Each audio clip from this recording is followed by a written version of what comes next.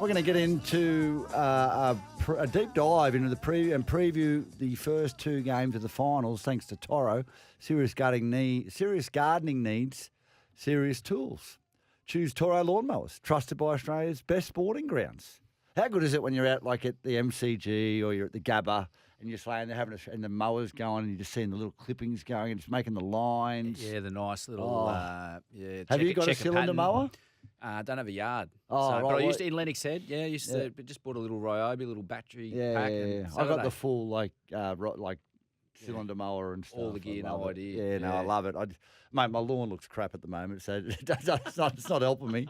Anyway, there's something on the text line there that was in relation to what we were talking about before. What Todd's speaking a bit of sense here, mate. Dale Thomas in the AFL, famous Collingwood and Carlton footballer, cut his contract in the AFL for the last couple of years for the same reason. It was allowed.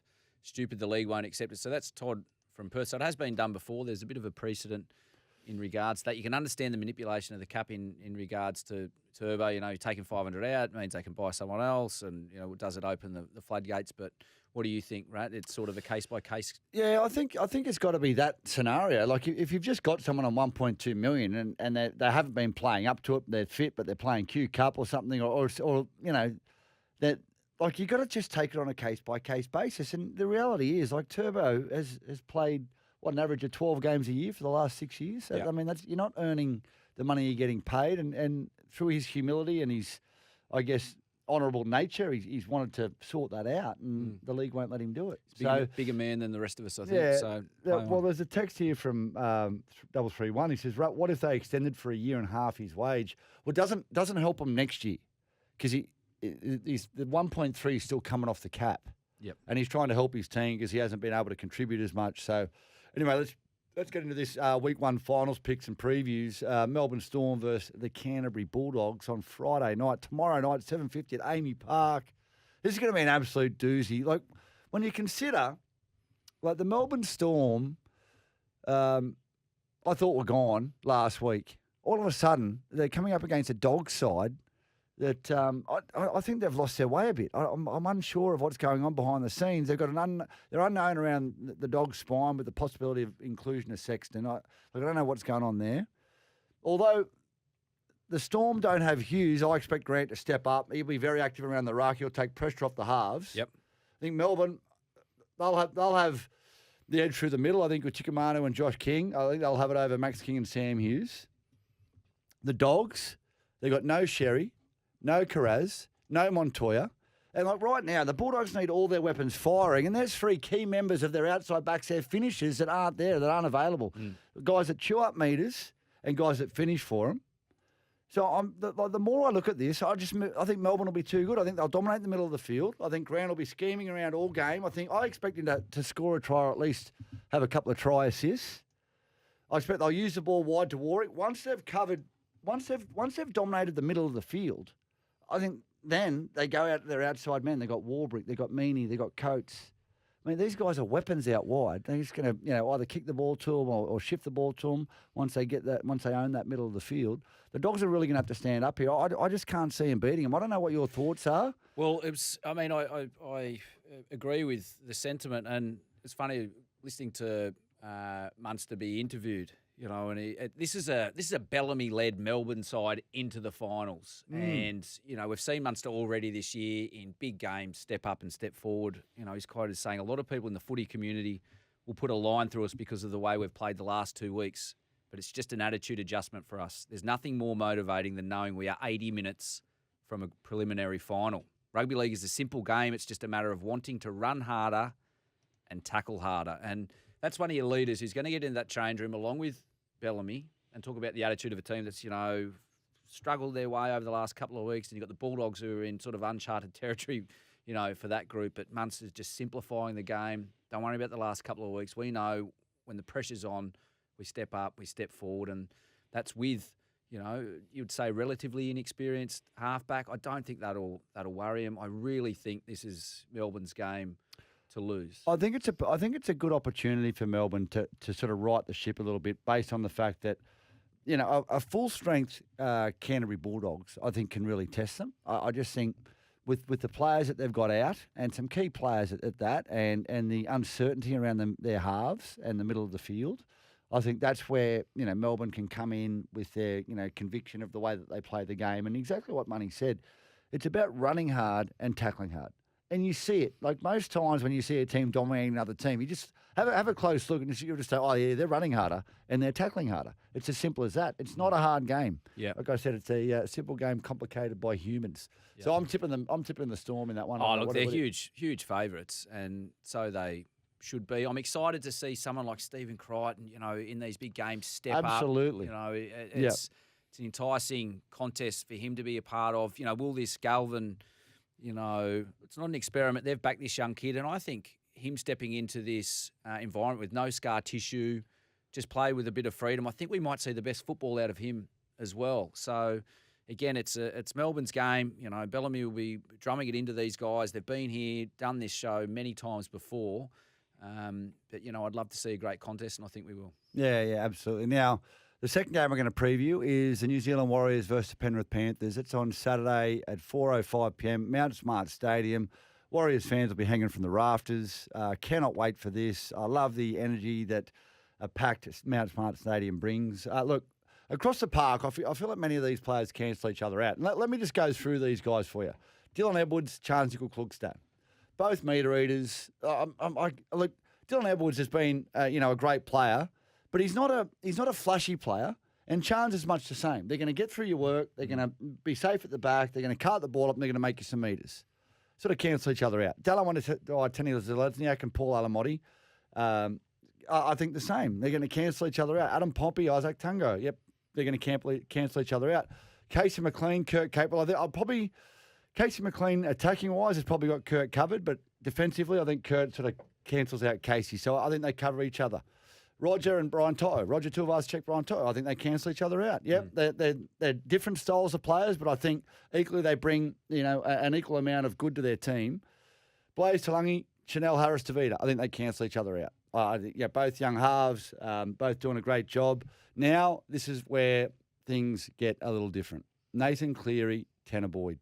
Nathan Cleary is clearly streets ahead of Tanner Boyd, and this is where I think if Tanner Boyd can have the game of his life, like he did when he first came in, his first game in the number 7 jersey after Metcalf got injured, he had an absolute blinder. The best game I've seen him play. He played with great tempo. They won the game. He was phenomenal. If you can have a game like that, when you've got the players of the likes that I've just mentioned out wide, and if the likes of James Fisher-Harris, Jackson Ford, Leka Halasima, Marita Nakore, Aaron Clark, who's probably been the buy of the year, like you look at that forward pack with Wade Egan back in the side. Huge in. This is a great forward pack. The difference between this forward pack, this entire forward pack, I think Wade Egan might have it a little bit over Luke Summerton in terms of number 9s. Yep. But I look at Isaiah Yeo and Aaron Clark. Aaron Clark, take nothing away from Aaron Clark. He's had an absolute stormer of a season and will go down as one of the buys of the season. Came from the Gold Coast Titans, went home to New Zealand. But he's up against Isaiah Yeo. And I think Isaiah, he'll end up as one of the top 5 forwards of all time. Like, he is just a phenomenal athlete. The way he plays the ball, he can make your meters if you need him, steadies the ship in the middle of the field, helps out with Nathan Cleary and his ball playing, sets up play for him, gets him 2 passes wide of the ruck. He's phenomenal. So I just think, given like the teams in terms of talent across the board are fairly even, except for those 2 positions. The number 7 with Nathan Cleary and the number 13, Isaiah Yeo. I think the forward packs stack up pretty evenly. Look, I agree, and I think it's about the 7 being able to access and allow these players to play at their potential. Yep. And Tanner Boyd's still finding his feet, and sometimes that's the key. And then you go and look at the stats and the cold, hard nature of what the Warriors are up against. They've only won 1 of their last 10 matches against the Panthers. They've got a very, very good record in regards to finals, but so do the Panthers. They're on a 12-match winning streak in all their final matches. And a side that was sitting last after 11, 12 rounds has found their groove and their mojo. And this is a team that knows how to get it done in big games. Don't they? Yeah. 12 straight finals victories. They don't know how to lose. They don't. And look, they rested. They're fresh. They're ready to go. Cronulla Sharks versus the Sydney Roosters down there at Sharks Stadium, they like to call it. Used to be called Shark Park when I played there. It's now Shark Stadium. I don't know why they changed the name because it's far from a stadium. But let me just give you some dot points on what I'm thinking, Socky. Both teams coming off a great fortnight of footy. There's matchups everywhere. There's mouth-watering matchups in this. Matchups everywhere. Walker versus Hines, Mulatalu, Nawanga-Nikawazi. You got Iro versus Toya, Fanua Blake versus Lenu. Like they're everywhere across the park, in the middle, on the edge, out wide. It's going to be phenomenal. The Sharks have made no secret of how they're going to play this game. You look at their bench that they've picked. Now I'm just getting it up just here. The bench that they've picked is massive, mate. They've got Oregon Kafusi, Sifa Talakai, Tommy Hazelton, and Braden Hamlin-Ueli. They've made no secret of where they're going to win, where they're going to try and win this game. They're going to come straight through the front door. That's what they're going to do. They're going to try to dominate the middle of the field, get the ball to the edges with the likes of Teague Winton and Britton Okoro, who run great lines, get them on the back foot to get them hitting lines. If that's not working, they're going to go out wide to Mulatalo and Katoa, who are great finishers. Now, what I think the Roosters will do is they'll do what they've been doing all year. They'll play strong through the middle. They'll attack the edges with Crichton and Radley, and then they'll use their tall wingers, who is a combination, I believe, like Tupu and Nwangani Tawazi, they are the best aerial specialists in the game as a combination. You've got two wingers on both sides, both 6'4", 6'5". Both can jump as good as anybody in the game. They've got great hands. I just think this is going to be an absolute doozy. Toss the coin with this one. They both carry impressive late-season form, momentum into this. It's just going to be a ripper of a game. Look, I've got to tip the Sharks because I'm a Shark. Yep. But it's literally like you're tossing a coin on this. Well, you're swimming upstream if you're a Shark because their form in first-round qualifying finals is not great. No. 0-7. Last time these two met in an elimination final was way back in 2023, and it was a tight one, 13-12 to the Roosters. I think it's important that you look at a Shark side. If they're going to learn, it has to be now. And it's up against an almighty Roosters side. You go back and look at the Roosters at the start of the year. They get thumped by the Broncos. 50 points the Broncos put them on round one. They've had injuries all over the park. And then they've been able to unleash some almighty talents. Nafahu White. Yeah. Hugo Savala. Toya. These young kids that have been bringing through. You're right. You combine these three kids with the experience that they've got in and around the middle. Marky Mark on the wing. It's now an exciting looking football team that if you looked at that team on paper at the start of the year, you're going, they're finals, top four, no doubt. No, well, I'll tell you right. In my assessment at the start of the year, after they lost the players that they lost, I literally had them as the biggest sliders in the comp. Yeah, like not that they were going to be wooden spooners, but this is a red hot side that I think they're going to slide a bit. You can't lose the talent that they lost and continue to play. But look, they've slid a little bit, but they're still playing finals and they're in red hot form and they're getting it right at the right time of the year. And these guys are used to big games, Yep. And I look at the Sharks and I just think what an opportunity for someone like Nicho Hines, who's been playing great footy.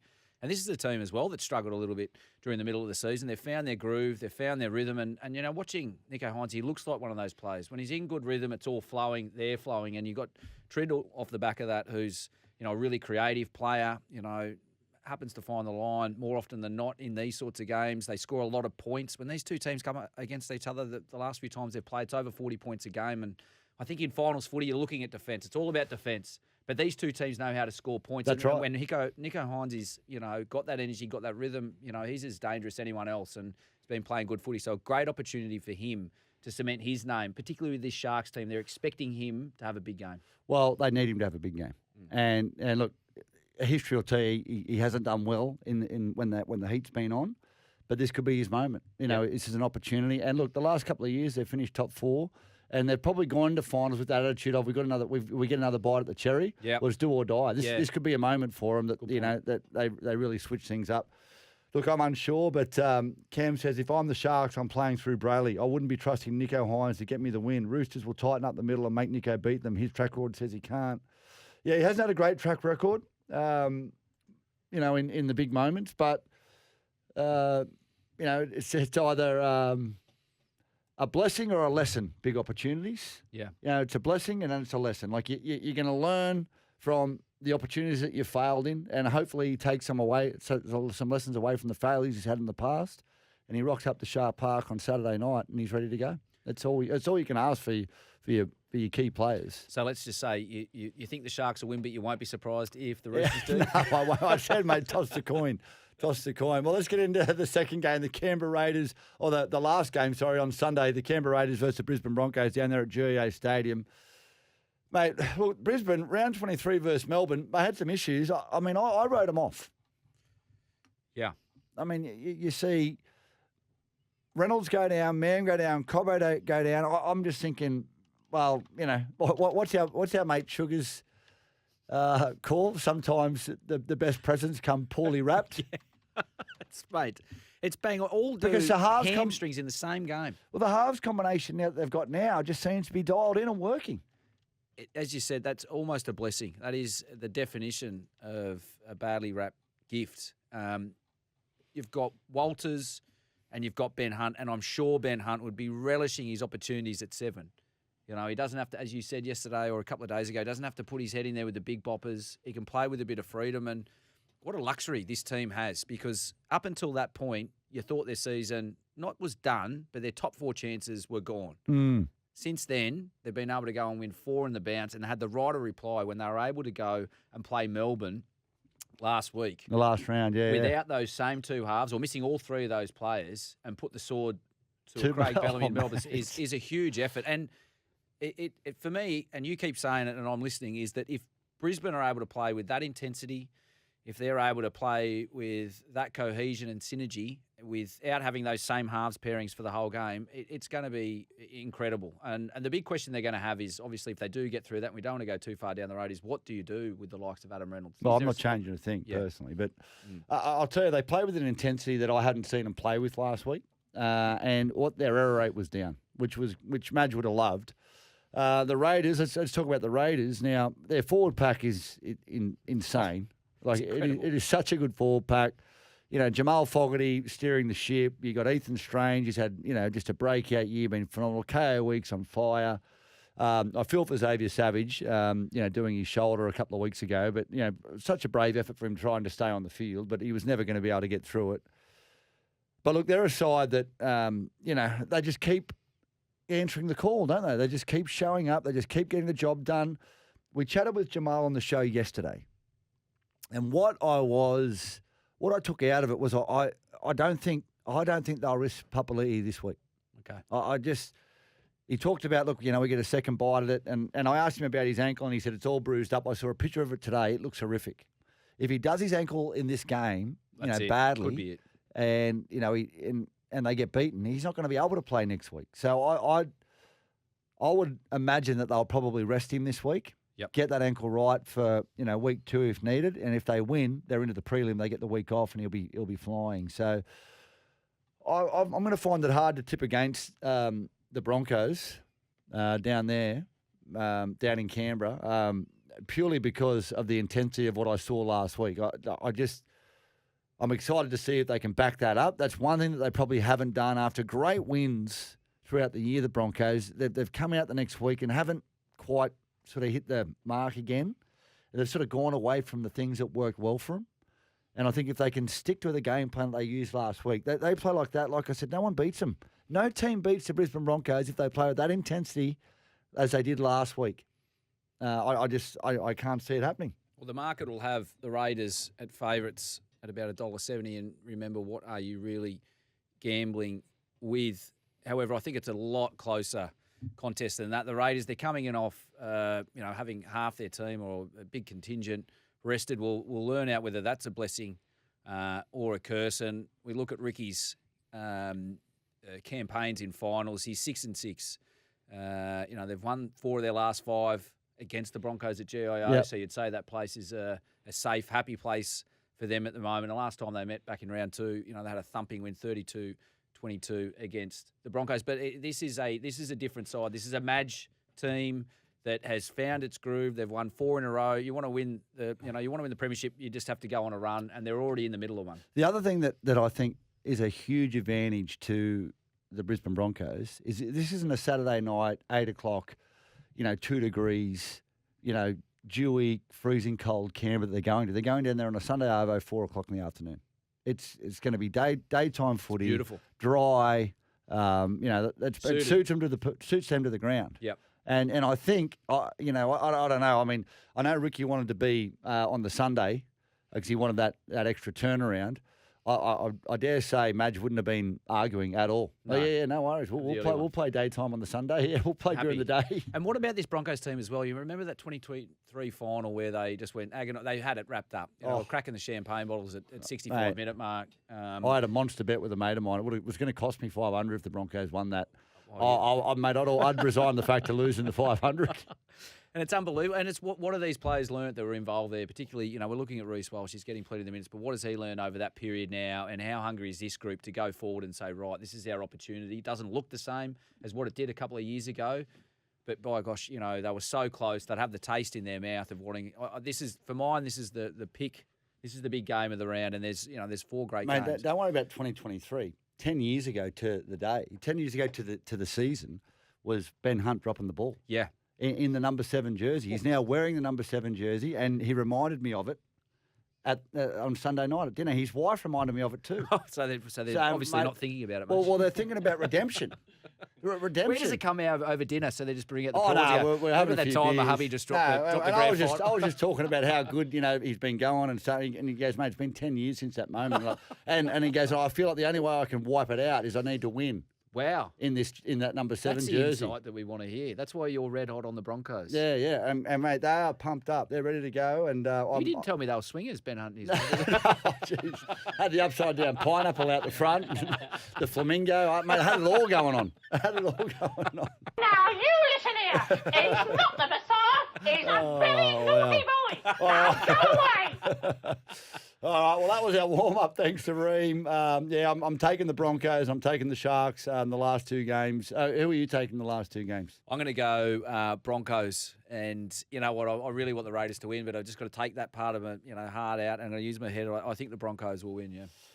Yeah, nice. What about the game before, the Raiders or the Roosters or the Sharks? Roosters. Okay, so I'm going Sharks. I actually think there's going to be a couple of upsets. That's the first one. I think the Sharks will learn the lessons of the past few seasons. And as you said, under pressure in a big game, it is an all-time Roosters side. But I'm tipping an upset at Shark Park. Nico Hines to steer the troops around and get it done. Text here from Andy. He says, fellas, Bronx got bagged for having too many hookers. All playing in the team at the moment, all playing well, very much needed. Yep. Andy D from Brisbane. Yeah, I agree. It's it's similar to like the Bulldogs. They got bagged for buying utilities. And generally, a utility is someone who's had to fight for their position. Like they're not a starter in the team. They've been moved around a bit, and they're hungry. And you look at the likes of a Kurt Mann at the Bulldogs. You look at the likes of a Connor Tracy at the Bulldogs. Like these guys that they brought in there, and they just competitors. Bring the net, Wishart. When these look at the teams that have gone into this final series and lost half their spine, literally the Broncos, and you've been able to just go back to the shed and go and pick 2 quality players to come out and be able to step up into those positions. I think the 14 position in rugby league is being redefined. That's almost a specialist position now. Yeah. In regards to going, I'm going to pick him to play 14. It's not just. Mate, it is a critical position in the game. Like you're right, Socky. It is as important a position as anyone from 1 to 17. In my opinion, that 14 jersey. You've got such a responsibility to your team. You got to come in. You got to up the ante when you get on there. You got to cover all different types of positions. Generally, your other 3, they're big boppers that are going to be through the middle. But that 14 jersey is so important, and that's where the Broncos and where the Bulldogs, they've got options there, and it makes a big difference to your team. For more like that, follow the Sports Day with Sats and Rats socials and listen live on SEN Radio.